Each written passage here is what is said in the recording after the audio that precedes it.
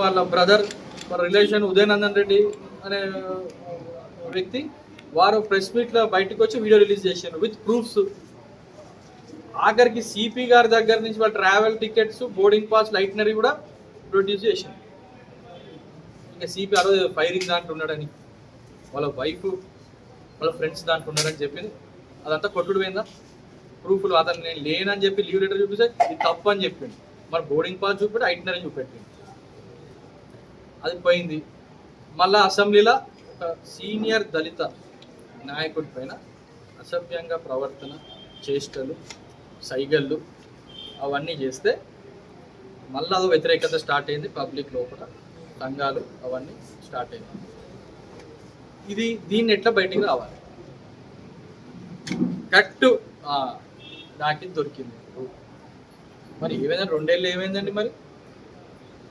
మరి ఎందుకో మాట్లాడలేదు. మరి నిజంగా ఈటెల రాజేందర్ గారు, బండి సంజయ్ గారు ఇద్దరు వచ్చింది. అదే అక్కడికి వచ్చినప్పుడు వాళ్ళు మాట్లాడింది ఒకసారి వినండి. ఏమన్నారు? నేను ఎమ్మెల్యేగా ఉన్నప్పుడే వచ్చింది, అప్పుడు నాకు ప్రభుత్వంతో నాకు ఉన్న సంబంధాలు మీ అందరూ తెలుసు కదా అని అన్నారు. అప్పుడు ఎమ్మెల్యేగా వారు ఉన్నప్పుడు ఎమ్మెల్సీ ఎవరు ఉన్నారండి?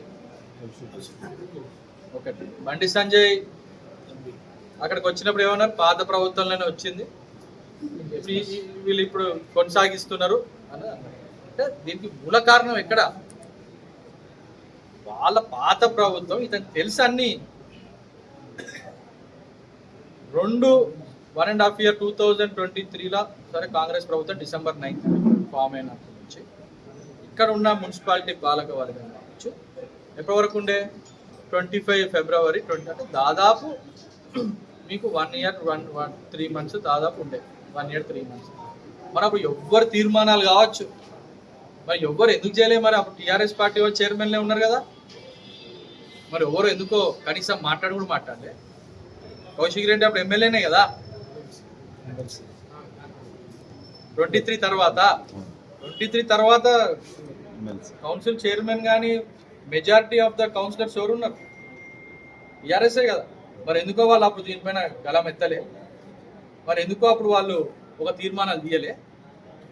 ఎప్పుడైతే దీని గురించి వెలుగులోకి మాకు తెలియంగానే ఇమీడియట్ ఇక్కడ ఉన్న మా కాంగ్రెస్ పాలక వర్గం చైర్మన్, వైస్ చైర్మన్, మా కౌన్సిలర్లు అందరూ తీర్మానం వచ్చి ఫస్ట్ తీర్మానం డంపింగ్ యార్డ్ పెట్టద్దని చెప్పింది మున్సిపాలిటీ చైర్మన్, పాలక వర్గం.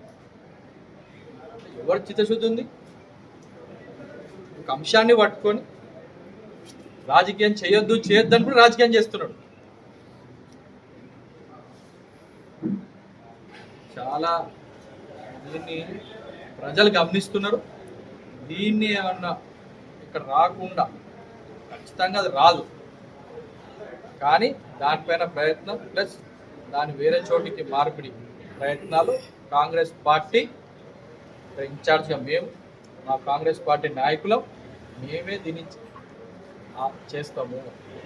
అధికారులు ఇప్పటికే మాట్లాడినాం. రేపు ఇంకా 2 daysలో శ్రీధర్ బాబు గారితో కూడా మొత్తం మంది కూడా కలుస్తున్నాం. జిల్లా మంత్రి ఆల్రెడీ మేము జిల్లా ప్రోటోకాల్ అనేది మేము కూడా చేస్తున్నాం. ఇన్ఛార్జ్ మంత్రులు, జిల్లా మంత్రులు, జిల్లా యంత్రాంగం, దెన్ రాష్ట్ర శాఖ ఏదో మున్సిపల్ శాఖ అధికారులతో కలిసి మాట్లాడుతున్నాం. ఖచ్చితంగా అక్కడ ఉన్న నాయకులు జేసీ ఎవరైతే ఉన్నారో, అందుకని ఆ రోజు చెప్పిన నేను, మీరు ఫామ్ కాండి. ఆ రోజు మీడియా మిత్రులందరూ మీరు కూడా సపోర్ట్ చేసే టైంలో నేను వచ్చి చెప్పిన, మీ అందరి సమక్షంలోనే ఒక మంచి ఫామ్ కానీ టీమ్ ఫామ్ కానీ రేపు పొద్దున తీసుకుపోయేటప్పుడు ఎవరిని చేద్దామని.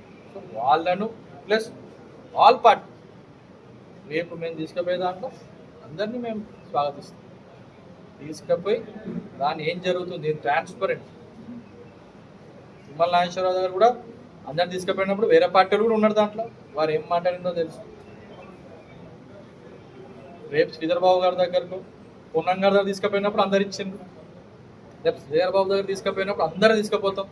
హుజరాబాద్ సంబంధించిన మా పాలక వర్గాలు ఉన్న వాళ్ళతో ముఖ్యంగా వేరే కౌన్సిలర్, బీజేపీ కావచ్చు, టీఆర్ఎస్ కావచ్చు, సర్పంచులు అందరం కలిసి మేము పోతాం. సో ఖచ్చితంగా మాకు చాలా సీరియస్గా టెక్నికల్గా పైన కాదు,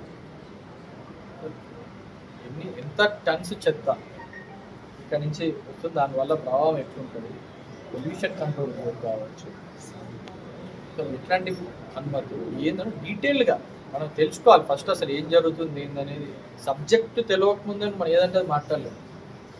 మన ఎమ్మెల్యేకి సబ్జెక్ట్ లేదు, ఏముండదు. ఫస్ట్ బయట నేను రీల్ పడ్డదా, ఫోటో బయటికి రిలీజ్ అయిందా, నేను హైలైట్ అయినా, ఇదే తప్ప వాళ్ళ పక్కన ఉన్న వాళ్ళు కూడా వాళ్ళ పార్టీ వాళ్ళే ఏదో చేస్తున్నాడు, ఇదంతా మా కర్మేంద్ర బాబు అనుకున్నాను. అంటే దానిపైన ఖచ్చితంగా సీరియస్గా ఉన్నాం. దాన్ని ఇక్కడి నుంచి షిఫ్ట్ చేసే కార్యక్రమంలోనే పూర్తి స్థాయిలో కాంగ్రెస్ పార్టీ పనిచేస్తున్నాము. భయాందోళనగా చెందవద్దు, చింతించవద్దు. మేము కాంగ్రెస్ పార్టీకి మేము ఉన్నాం. హుజరాబాద్ ఇంకా చెప్పాలంటే హుజరాబాద్ నా సొంత మండలం, అతనిది కాదు. అతనికంటే ఎక్కువ నాకు ఉంటుంది. ఒకవేళ నిజంగా వచ్చి ఉంటే సొంత మండలం నాకు ఎక్కువ ఉంటుంది. నాకు తెలియదా? అతనేనా పెద్ద, అతనికి ఏం ప్రేమండి? ఇన్ని రోజుల నుంచి ఏం లేని ఇప్పుడు వచ్చి హంగామాలు చేసుకుంటా, దొంగ దీక్ష చేసుకుంటా. ఇంకా క్యారవాన్ ఎందుకు దొంగ దీక్ష చేసేటప్పుడు తెలియదా మాకు? అయిందా లేదా? ఓ దీక్ష చేసేటప్పుడు క్యారవాన్ పెట్టుకొని వెనుక 2 సార్లు ఎక్కి వచ్చుడు, ఎవరు లేనో అటు ఇటు చూసి చక్కగా పోయి చేసి వచ్చుడు. మాది ఎలా లోపల అంతా అందరు తెలుసు, అందరు నవ్వుకుంటున్నారు. దీక్ష చేసేటప్పుడు క్యారవాన్ సినిమా యాక్టర్లు పెట్టుకుంటారు. షూటింగ్ చేసి వచ్చేటప్పుడు డ్రెస్ చేంజ్లో, కాస్ట్యూమ్ చేంజ్లో అవి ఇవి పెట్టుకుంటారు. మరి నిజంగా రేపు అంటాడు కావచ్చు, నేను బాత్రూమ్ కోసం వాడుకున్నా దాన్ని పెట్టుకోవడానికి. మరి లేవా? నువ్వు అంత ఉంటే నువ్వు దీక్ష ప్రజల కోసం నువ్వు దీక్ష చేస్తున్నావు, గట్టుకొట్టని బాగా మాట్లాడినావు కదా. మరి ఇక్కడ మరి ఎదురుగానే నీకు ముందు బస్ స్టాండ్ ఉంది, నీ పబ్లిక్ అక్కడ ఉన్నాయి. మరి ఎందుకు చూసుకోలే నువ్వు? ఎందుకు? అంటే దొంగ దీక్షలు, దొంగ మాటలు, దొంగ చేష్టలు. నేను కలెక్టర్ని కలిసి రాగానే వీళ్ళు పోయి కలెక్టర్ని కలిసి వచ్చు. రేపు మళ్ళీ ఏదో అవుతుందని చెప్పి ముందే పోయి ఏదో ఆ సిఎస్కి ఇచ్చొచ్చింది. రేపు మళ్ళీ వీళ్ళు తెలిసి వీళ్ళు ఎటో పోతారు. ఇంతకంటే ముందే మనం ఉండాలి ఒక స్టెప్. ఇంతసేపు కాంపిటీషన్లు అదే మనకు కావాల్సింది.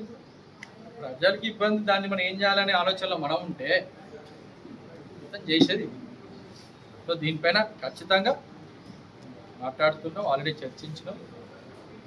దీనిపైన మొత్తం ఫుల్ క్లారిటీ మళ్ళా నేను చెప్పిన క్లారిటీగా మళ్ళీ కూడా ఖచ్చితంగా ఇన్ఛార్జ్ మంత్రులు ప్లస్ రేపు ముఖ్యమంత్రి దాకా కూడా ఈ సమస్య పోయింది, దాని ప్లేస్ చేంజ్ ఎట్లా ఏంది దానిపైన విధానాల గురించి కూడా మాట్లాడుతున్నారు.